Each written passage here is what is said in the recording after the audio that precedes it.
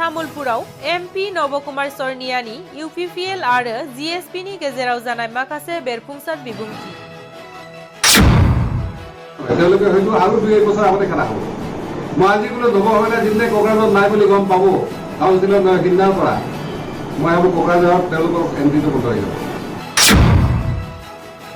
नबकुमार सरनियाया फोरमायनाय बादिब्ला बिटिसिआव फिन हाग्रामा महिलारिनि सरकारा फैफिनगोन। कारण कोकराझार आजिও हाग्रामा महिला ডাঙৰ নেতৃত্বত যিটো গ্ৰুপ আছে তেওঁলোকে শক্তিশালী হৈ আছে আৰু এন্টি ইউপিপিএল खौरांगिरिनि सिगाङाव फोरमायनाय बादिब्ला जेब्ला गण सुरक्षा पार्टिया बिटिसि खुंथायनिफ्राय बिबान नागारगोन अब्ला गोविन्द बसुमतारिया देरहानो हानाय नङा।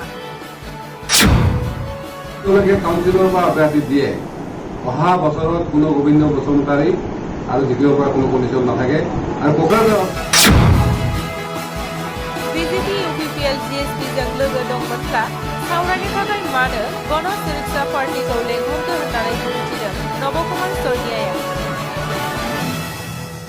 চাওক এই বিষয়ে সিদ্ধান্ত তেওঁলোকে ল'ব কাৰণ আমাক যি সময়ত আমাৰ হিমন্ত বিশ্ব শৰ্মা ডাঙৰীয়াৰ নেতৃত্বত যিখন কাউন্সিল হৈছিল এই কাউন্সিলত যিখিনি কথা হৈছিল সেইমতে জিএছপি আছে তাৰ এনেকুৱা কোনো সিদ্ধান্ত হোৱা নাই যে এমএলএক চাপৰ্ট দিব। তথাপিতো আমি অসমবাসী ৰাইজৰ বা বিটিচিবাসী ৰাইজৰ স্বাৰ্থৰ হকে আমি যোৱা এছেম্বলিত উইলিংলি আমি চাপৰ্ট দিছিলোঁ। তেওঁলোকে নবহানে যেতিয়া দায়িত্ব লৈছিল কিন্তু নবহানে হাৰিলে তাৰ কাৰণে ৰেছপনচিবল কৰিছিল গোবিন্দ বসুমতাৰী গৌৰৱ নে কোনোবা বেলেগ গতিকে সেইকাৰণে জবাববিলাক তেওঁলোকে দিয়া উচিত। তেওঁলোকে যদি ৰাখিব খোজে ৰাখিব পাৰে ৰাখিব নালাগে। অলৰেডি আমাৰ গণেশচান্দ দাস ডাঙৰীয়াই ইউপিপিএলৰ হৈ প্ৰচাৰৰ কাৰণে লাগি আছে কাৰণ তেওঁলোকে বিটিচি চৰকাৰ হিচাপে তেওঁলোকে লাগি আছে। আমি গোবিন্দ বসুমতাৰী ডাঙৰীয়াক কৈছো যে তেওঁলোকে সিদ্ধান্ত লওক আমাৰ তাত ক'বলৈ একো নাই। কিন্তু মই আজি এটা কথা কৈছো যে যদিহে জিএছপি তেওঁলোকে কাউন্সিলৰ পৰা অব্যাহতি দিয়ে অহা বছৰত কোনো গোবিন্দ বসুমতাৰী আৰু জিকিব পৰা কোনো কণ্ডিশ্যন নাথাকে আৰু কোকৰাঝাৰত তেওঁলোকে অহা মানে কিমান 21 পৰা 26লৈকে নহয় 25লৈকে নহয় তেওঁলোকে হয়তো আৰু 2-1 বছৰ আগতে খেলা হ'ব। মই আজি কোনো নবহলে দিনে কোকৰাঝাৰত নাই বুলি গম পাব কাউন্সিলৰ সিদ্ধান্তৰ পৰা মই ভাবো কোকৰাঝাৰত তেওঁলোকৰ এন্ট্ৰিটো বন্ধ হৈ যাব কাৰণ কোকৰাঝাৰ আজিও হাগ্ৰামাৰ মহিলা ডাঙৰীয়াৰ নেতৃত্বত যিটো গ্ৰুপ আছে তেওঁলোকে শক্তিশালী হৈ আছে আৰু এন্টি ইউপিপিএল যথেষ্ট তাত ঢৌ আৰু যথেষ্ট হেৰিটো আছে। আপোনালোকে দেখিছে যে 28-29ত তেওঁলোকে হাৰি গৈছিলে আৰু এইবাৰ হাৰিব খাটাং এইবাৰ তামোলপুৰ হাৰা এটা পৰিস্থিতি হৈছে। মই সেইকাৰণে কৈছো যে সিদ্ধান্ত আপুনি তেওঁলোকৰ মই ইউপিপিএলৰ বিষয়ত গোবিন্দ বসুমতাৰী বা আমাৰ পৰম্পৰাগত মই বিশেষ ক'বলগীয়া হোৱা নাই। তেওঁলোকে চৰকাৰ বনাইছে তেওঁলোকে চৰকাৰৰ দায়িত্ব লয় চৰকাৰ কেনেকে ভাল কৰিব পাৰি তেওঁলোকে নবহানে কম তেওঁলোকে ৰাইজৰ ওচৰত যাওক তেওঁলোকে কিমান কাম কৰিলে বিটিচি হোৱাৰ পৰা আজি আমি আমাৰ ট্ৰেজেডি আমাৰ এজন আমাৰ ইএম আছে তেওঁ এটা কাম জিএছপি কৰ্মীক দিব পৰা নাই। আমি বেয়া পোৱা নাই যে গণেশচান্দ দাসে দিব পৰা নাই ঠিক আছে তেওঁৰ কিছুমান বাধ্যবাধকতা আছে কিন্তু আমি তাৰ কাৰণে কোৱা নাই গণেশচান্দ দাস বেয়া বুলি।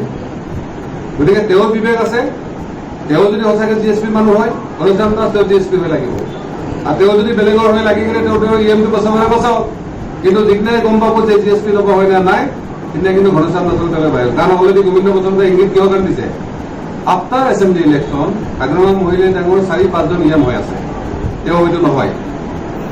গতিকে তাৰপিছত প্ৰথমটো কোন যাব প্ৰথমটো মানে আমাৰ গণেশচান্দ দাসকে প্ৰথমতে তেওঁলোকে বলিব কাম বনাব তাৰপিছত হয়তো ইউপিপিএলৰ কেইজনমান যাব কাৰণ বিজেপিক এটা তেওঁলোকে এৰি নিদিয়ে বিজেপি এৰি নিদিয়ে ইউপিপিএলৰ হয়তো আৰু কেইজনমানে ইএম বাদ দিব। সেইকাৰণে কৈছে বিটিচি মানে পলিটিক্সটো এতিয়া সেই কথা হৈ থাকে আৰু আপোনালোকক ক'ব কাৰণে মই সুখী হ'ম যে ইতিমধ্যে আজি আমাৰ আলোচনা হৈছে ইয়াত বহুত বিভিন্ন দলৰ কৰ্মী প্ৰায় এভাৰেজ আপোনাৰ 15,000ৰ ভিতৰত উইদিন মানে চব পিৰিয়ডত জইন কৰিব। ঠিক তেনেকে আমাৰ গোসাইগাঁৱত ইউপিপিএল বিজেপিৰ পৰা আৰম্ভ কৰি বহু কৰ্মী অলৰেডি জইন কৰাৰ কাৰণে জিএছপি জইন কৰাৰ কাৰণে লাগি আছে কাৰণ যিসকল বড়ো যুৱকৰ সপোন আছিল এখন সুন্দৰ বিদ্যা সুন্দৰ বড়োলেণ্ড তেওঁলোকে বড়োলেণ্ডটো বাদ দিয়ক বড়োলেণ্ড অলৰেডি কম্প্ৰমাইজ হৈ গ'ল। তেওঁলোকে দেখিছে উন্নয়নৰ ক্ষেত্ৰত কাৰোবাৰ ইভেণ্ট তেওঁলোকে কোনোবা এজন ইএম যিবোৰ লগ কৰিব গ'লে আজিকালি ঘণ্টা বহি থাকে খোলাকে কৈছে যে আমি এইটো কাৰণে ভোট নেকি আমি এইটো কাৰণে চিপ বনোৱা নাই এইটো কাৰণে ডেপুটি চিপ বনোৱা নাই। তেওঁলোকে এটা আশা এটা প্ৰত্যাশা লৈছিল অলৰেডি মানে চুক্তি হোৱা বহু মাহ হৈ গ'ল যিটো সংস্থাপন হ'ব লাগে লাহে লাহে হৈ আছে সেইবিলাক সোনকালে হ'ব লাগে কাৰণ যিসকল যুৱক অলৰেডি অৰ্থ মানে মেইন ষ্ট্ৰীমলৈ ঘূৰি আছে তেওঁলোকে বিচাৰে সমাজত